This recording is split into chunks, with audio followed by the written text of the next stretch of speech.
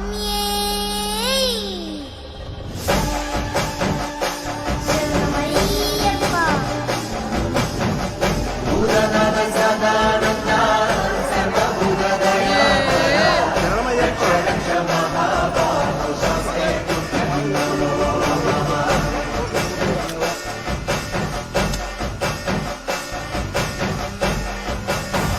ಸ್ವಾಮಿಯೇ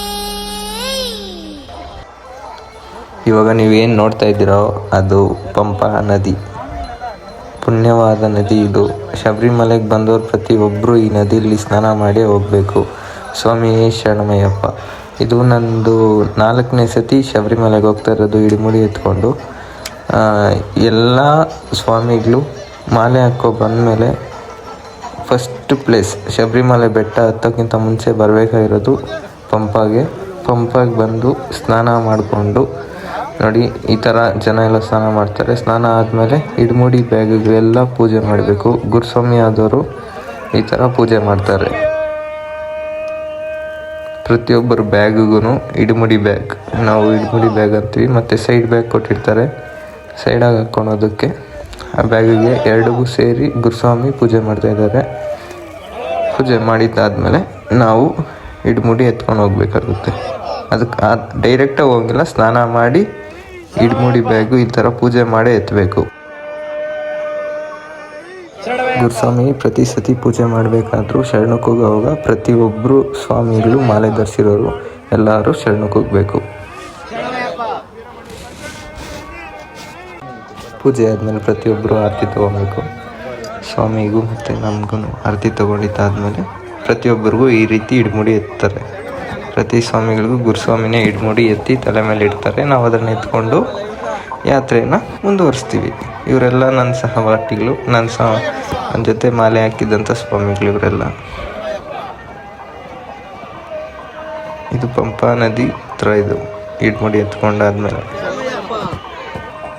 ನೋಡಿ ಪ್ರತಿಯೊಬ್ಬರು ಇಲ್ಲೇ ಇಡ್ಮುಡಿ ಕಟ್ಟಿರೋ ಇಡ್ಮುಡಿನ ಇಲ್ಲಿ ಎತ್ಕೊಂಡು ನಾವು ಹೋಗಬೇಕು.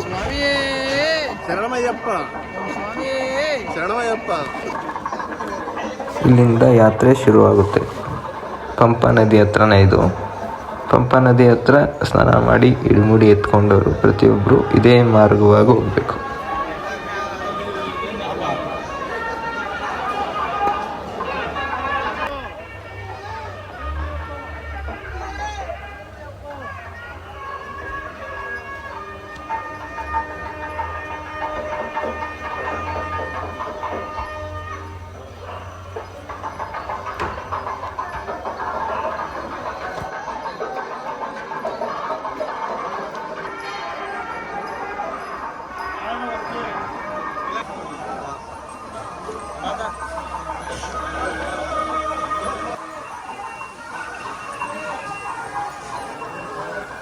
ಪಂಪಾ ನದಿಯಿಂದ ಬಂದ ತಕ್ಷಣ ಬೆಟ್ಟದಲ್ಲಿ ಫಸ್ಟ್ ಶುರುವಾಗೋದು ಗಣೇಶನ ದೇವಸ್ಥಾನ. ಗಣೇಶನ ದೇವಸ್ಥಾನ ಕೈ ಮುಗ್ದು ಎಲ್ಲರೂ ಇಲ್ಲಿ ಕಾಯಿ ಹೊಡಿತಾರೆ. ಪ್ರತಿಯೊಬ್ಬ ಸ್ವಾಮಿಗಳು ಇಲ್ಲಿ ಕಾಯಿ ಹೊಡಿಬೇಕು.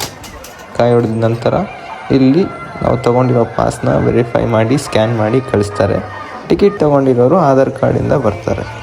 ಇದು ಬೆಟ್ಟಕ್ಕೆ ಹೋಗುವಂಥ ದಾರಿ. ಅಲ್ಲಿ ಬೋರ್ಡ್ ಹಾಕಿದಾರಲ್ಲ, ಅಲ್ಲಿಂದ ಮುಂದೆ ಬಂದರೆ ಬೆಟ್ಟಕ್ಕೆ ಹೋಗೋ ದಾರಿಲಿ ಇದು ಸೆಕ್ಯೂರಿಟಿ ಚೆಕಿಂಗ್ ಇರುತ್ತೆ.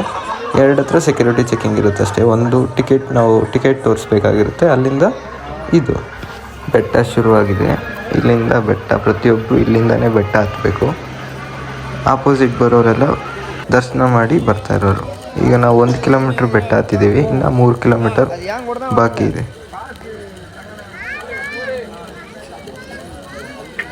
ತುಂಬ ಜನ ಏನಿರಲಿಲ್ಲ, ಬಟ್ ಆದ್ರೂ ಈ ಥರ ಜನ ಕಾಣಿಸ್ತಾರೆ. ಇದೇನು ದೊಡ್ಡ ರಶ್ ಅಲ್ಲ ಇದು.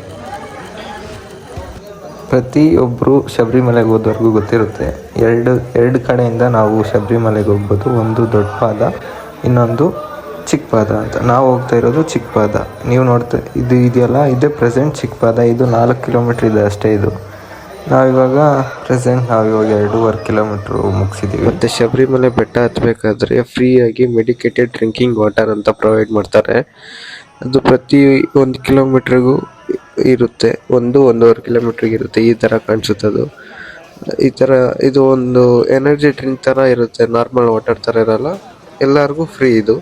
ಹೋಗೋ ಸ್ವಾಮಿಗಳು ಸುಸ್ತಾದವರು ಇಲ್ಲಿ ನೀರು ಕುಡ್ಕೊಂಡು ಮುಂದೆ ಹೋಗ್ತೀವಿ. ಮುಂದೆ ಬಂದರೆ ಇಲ್ಲಿ ಶಬರಿ ಪೀಠಂ ಅಂತ ಇರುತ್ತೆ, ಅಲ್ಲಿ ಪ್ರತಿಯೊಬ್ಬರು ಕಾಯಿ ಹೊಡಿಬೇಕು.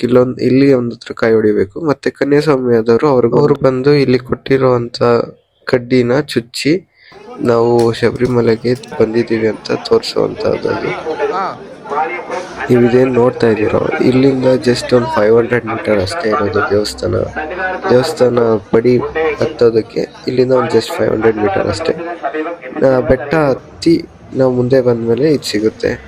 ಇದು ಎಂಟ್ರೆನ್ಸ್. ಇದು ದೇವಸ್ಥಾನ ಮುಂಭಾಗದಲ್ಲಿ ಈ ಥರ ಕ್ಯೂ ಸಿಸ್ಟಮ್ ಇರುತ್ತೆ. ಜನ ಜಾಸ್ತಿ ಇದ್ದಿದ್ರೆ ಅದ್ರ ತುಂಬ ಇರೋರು, ಇವಾಗಲ್ಲಿಲ್ಲ. ಅದರಿಂದ ಮುಂದೆ ಬಂದರೆ ಈ ಥರ ಸ್ಟೆಪ್ಸು, ಲೆಫ್ಟ್ ಸೈಡಲ್ಲಿ ಯಾವಾಗಲೂ ಬೆಂಕಿ ಉರಿತಾ ಇರುತ್ತೆ.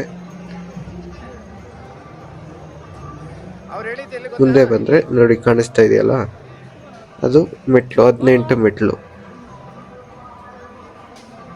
ಪ್ರತಿಯೊಬ್ಬರು ಮಾಲೆ ಹಾಕಿದವರು, ಇಡಮುಡಿ ಹೊತ್ತವರು ಈ ಮಾರ್ಗದಲ್ಲಿ ಬರ್ತಾರೆ.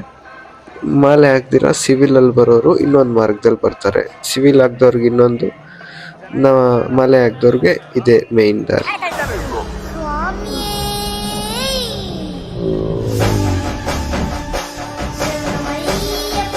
ಕೋಟ್ಯಾಂತರ ಜನ ಆಸೆ, ಎಷ್ಟೋ ವರ್ಷದ ಕನಸುಗಳೆಲ್ಲ ಮೆಟ್ಲತ್ತವಾಗ ನಮ್ಗೊಂಥರ ತೃಪ್ತಿ ಸಿಗುತ್ತೆ. ದೇವರನ್ನು ನಾವು ಕಣ್ತುಂಬ ನೋಡೋದಕ್ಕೆ ಆ ಮೆಟ್ಲತ್ತು ಬರಬೇಕು. ಬಂದಮೇಲೆ ಮೆಟ್ಲತ್ತದ ಮೇಲೆ ಇದು ನಾವು ದೇವರ ದರ್ಶನಕ್ಕೆ ಹೋಗುವಂಥ ಮಾರ್ಗ. ಇದು ದೇವಸ್ಥಾನ ಬ್ಯಾಕ್ ಸೈಡ್. ಇದು ನೀವು ನೋಡ್ತಾ ಇರೋದು ಎಷ್ಟು ಜನ ಇದ್ದಾರೆ. ಆದರೆ ಇದೇನು ಅಷ್ಟೊಂದು ರಶ್ ಅಲ್ಲ. ಇದಕ್ಕಿಂತ ತುಂಬ ರಶ್ ಇರ್ತಾರೆ, ಬಟ್ ಅಷ್ಟೊಂದು ರಶ್ ಅಲ್ಲ. ಇದು ನೋಡೋಕೆ ಹಂಗೆ ಅನ್ಸ್ಬೋದು ಅಷ್ಟೇ, ಬಟ್ ರಶ್ ಏನು ಅನಿಸಿಲ್ಲ. ನಮಗೆ ಒಳ್ಳೆ ದೇವ್ರ ದರ್ಶನ ಆಯ್ತು. ಇದು ದೇವ್ರ ದರ್ಶನಕ್ಕೆ ಹೋಗುವಂಥ ಮಾರ್ಗ. ಸಿವಿಲ್ ಅವ್ರಿಗೆ ಬಂದಿರೋರು ನಾವು ಒಂದೇ ಮಾರ್ಗದಲ್ಲಿ ದರ್ಶನ ಮಾಡ್ತೀವಿ.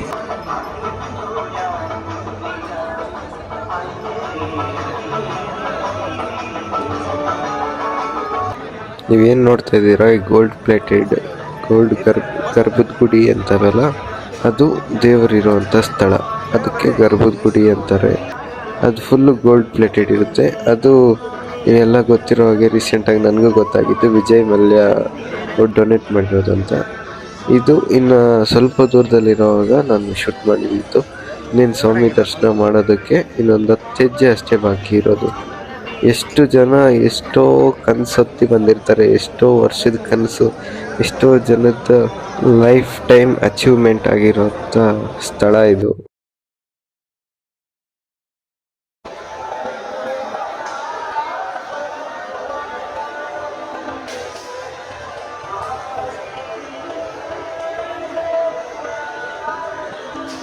ದರ್ಶನ ಮುಗಿಸಿ ಆಚೆ ಬಂದಮೇಲೆ ದೇವಸ್ಥಾನದ ಬಲಭಾಗದಲ್ಲಿ ಪ್ರಸಾದ ಕೊಡ್ತಾ ಇರ್ತಾರೆ. ಪ್ರತಿಯೊಬ್ಬರು ಪ್ರಸಾದ ತಗೊಂಡಿದ ನಂತರ ಹೋಗ್ಬೇಕಾಗಿರೋದು ಗುರುಸ್ವಾಮಿ ಹತ್ರ. ಗುರುಸ್ವಾಮಿ ಪ್ರತಿಯೊಂದು ಇಡ್ಮುಡಿಗಳನ್ನು ಇಳಿಸಿ ಇಡ್ಮುಡಿಯನ್ನು ಓಪನ್ ಮಾಡುವಂಥ ದೃಶ್ಯ ಇದು. ಪ್ರತಿಯೊಬ್ಬರು ತಂದಿರುವಂಥ ತುಪ್ಪದ ಕಾಯನ್ನು ಇಲ್ಲಿ ಹೊಡೆದು ಅವರೊಂದು ಬಾಕ್ಸಿಗೆ ಹಾಕ್ಕೊಂತಾರೆ. ಅದು ಬಾಕ್ಸಿಗೆ ಹಾಕ್ಕೊಂಡು ದೇವಸ್ಥಾನಕ್ಕೆ ಸ್ವಲ್ಪ ಕೊಟ್ಟು, ದೇವಸ್ಥಾನದಲ್ಲಿರುವಂಥ ಪ್ರಸಾದವನ್ನು ಕೊಟ್ಟು ಅವ್ರು ಕೊಡುವಂಥ ತುಪ್ಪನ ಇದನ್ನು ಮಿಕ್ಸ್ ಮಾಡಿಕೊಂಡು ನಾವು ಮನೆಗೆ ಹೋಗ್ತೀವಿ. ನೀವು ನೋಡ್ತಾ ಇದ್ದೀರಾ ಯಾವ ರೀತಿ ಇಡ್ಮುಡಿ ಕಟ್ಟಿರ್ತಾರೆ, ಆ ಇಡ್ಮುಡಿನ ಯಾವ ರೀತಿ ತೆಗಿಬೇಕು ಅಂತ. ಮತ್ತೆ ಇದು ಯಾರು 1 ವರ್ಷ 2 ವರ್ಷ ಆಗ್ತವ್ರು ಯಾರು ಮಾಡಬಾರ್ದು. ಇದು 18 ವರ್ಷ ಕಂಪ್ಲೀಟ್ ಆಗಿರುವಂಥ ಗುರುಸ್ವಾಮಿನೇ ಮಾಡಬೇಕು. ನೀವು ನೋಡ್ತಾ ಇರೋದು ನಂದೇ ತುಪ್ಪದ ಕಾಯಿ ತೆಗಿತಾ ಇರೋದು. ಯಾವ ರೀತಿ ತೆಗೆದ್ರು, ಯಾವ ರೀತಿ ಗುರುಸ್ವಾಮಿಗಳು ಅದನ್ನ ಹೊಡೆದು ತೋರಿಸ್ತಾರೆ ಅನ್ನೋದನ್ನ ನೋಡ್ತಾ ಇದ್ದೀರ.